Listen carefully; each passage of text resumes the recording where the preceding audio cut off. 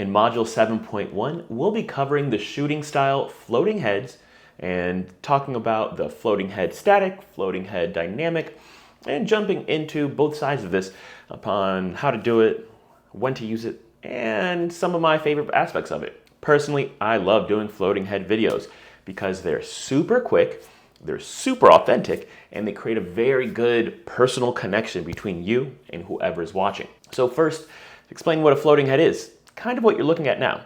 If I step forward, this is kind of usually the angle, which I typically say, just hold your phone out and talk to your camera. So if it's shoulder and above, it's considered a floating head video. It could definitely be on a tripod like this is now. It could be with your hand out, or it could be somebody holding the phone for you.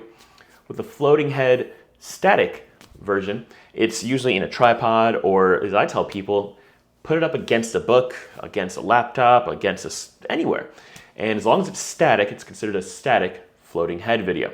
These are great if you own a tripod, or if you're there by yourself. This is the most common way of doing it, and they're just as effective as the dynamics, other than a few aspects, which I'll tell you about in a moment. Floating head videos, like I mentioned, are great to connect because you just have to speak. And I personally don't say you should script too much. And regarding to dynamic, there's a bit more planning, but honestly, it's even a bit more fun.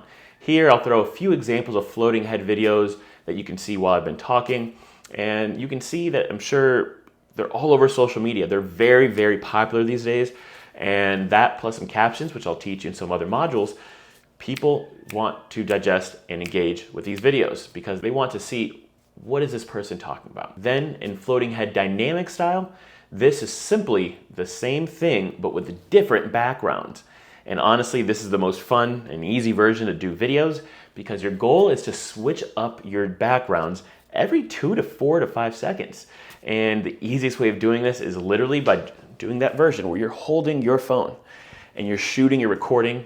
Personally, I do the phone on the backhand side, so it has a clear camera that's like 4K or something more. Or if you do the front camera, just the same, social media can't tell. But with the dynamic side, you're just essentially having a background, having a background, having a background, having a background, having a background.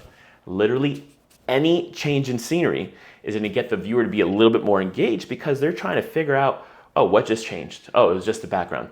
And that little bit triggers the brain to stay watching the video.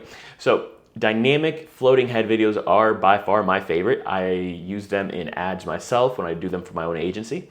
I believe I'll throw in a video somewhere around here with those there so you can see how simple it is. Honestly, sitting down or standing in one place, you can hold the phone here, move it, and every little bit of difference is considered a new scene. And honestly, you just have to cut between those and just take out hunks of video and it looks super cool.